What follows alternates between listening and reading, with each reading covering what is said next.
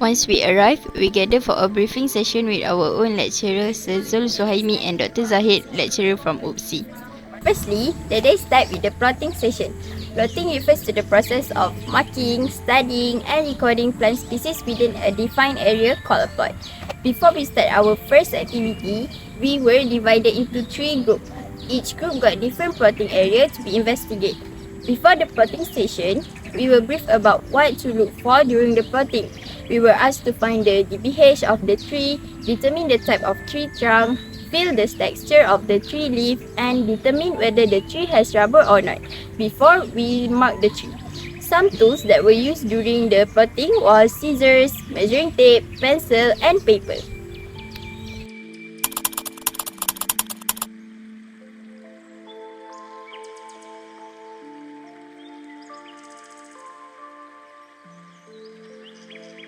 Here, we were trying to determine the characteristic of the tree, such as the DBH of the tree, type of the tree trunk, and the structure of the tree leaf.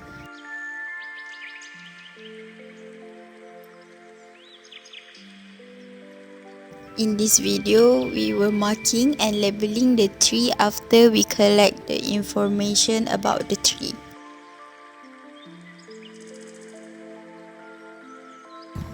In our fieldwork, we had a lecture session with Dr. Zaid, a lecturer from UPSI.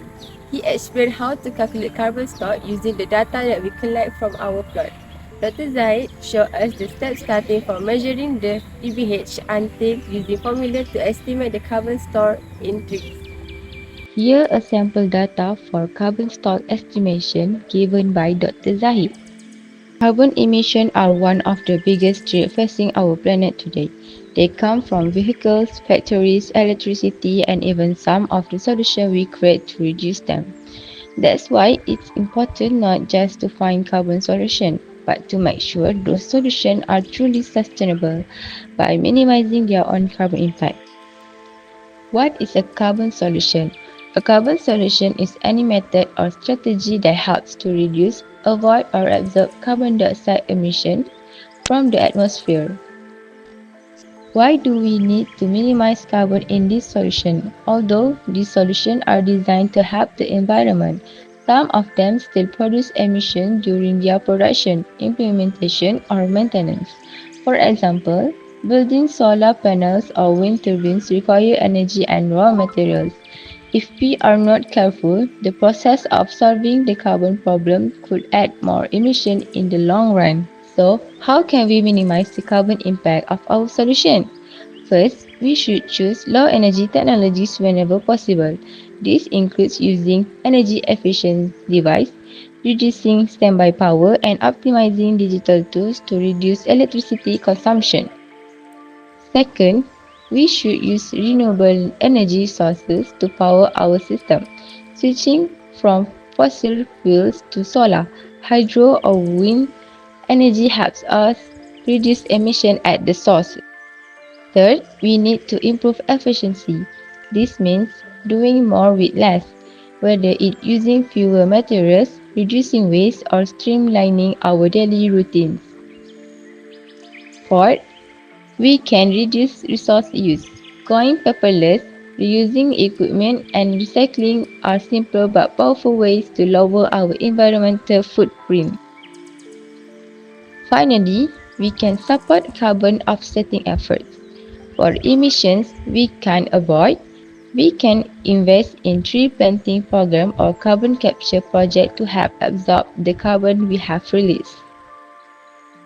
Minimizing carbon solution is about looking at the bigger picture.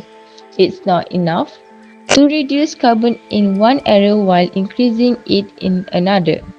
Every step counts, from the energy we use to the choice we make daily. Let's commit to smarter, cleaner, and more sustainable solutions that truly help the planet. So, after the plotting session, we proceed to how to determine the plant species session with Dr. Fatiha. Identifying a plant species means figuring out what kind of plant it is by studying its part. This is useful in science, farming, conservation, and gardening. To do this, we look closely at the plant shape, leaf, flower, and other features like seed and fruits.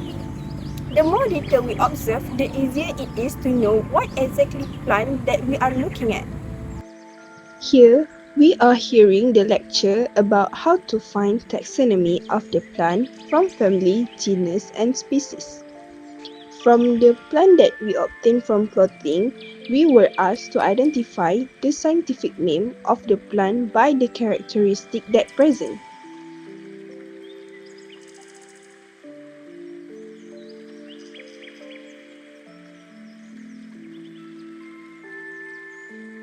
Think of a herbarium like a plant library, but instead of books, it's filled with dry, pressed plants glued to paper. Scientists use this collection to study and identify plants, trade change in ecosystem, and even help save endangered species. Each specimen comes with details like where and when it was found, making it a time capsule of plant life. Here are the basic steps of how herbarium is made that we learn. Collect the plant, press and drying, mounting, labeling and store. Some importance of herbarium is to help students learn about plant species, pharmacists to study medicinal plants, and scientists to compare plants from different time and place. Here, Dr. Fatihah explained how to press specimens for a herbarium.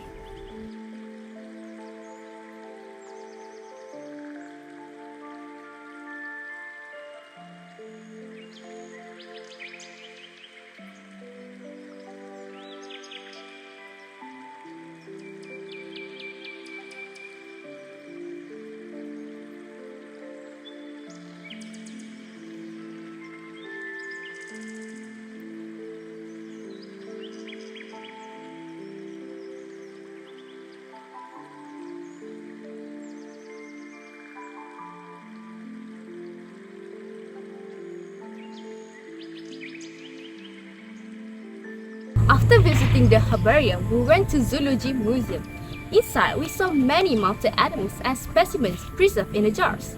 Later, we also have a learning lesson with Madam Aline from OOPS, where we learned that this preservation method is called taxidermy. But also, taxidermy has two types, which is taxidermy and also wet preservation. So now we are at Museum Zoology. The animals here are preserved for scientific research, education, awareness and historical records of the animal. Many animals are in danger because of human activities. Some major threats include habitat destruction, pollution, climate change, illegal hunting and trading. What can we do? We can learn more about endangered animals, support conservation groups and speak up and spread awareness in our community. Even a small action can make a big difference.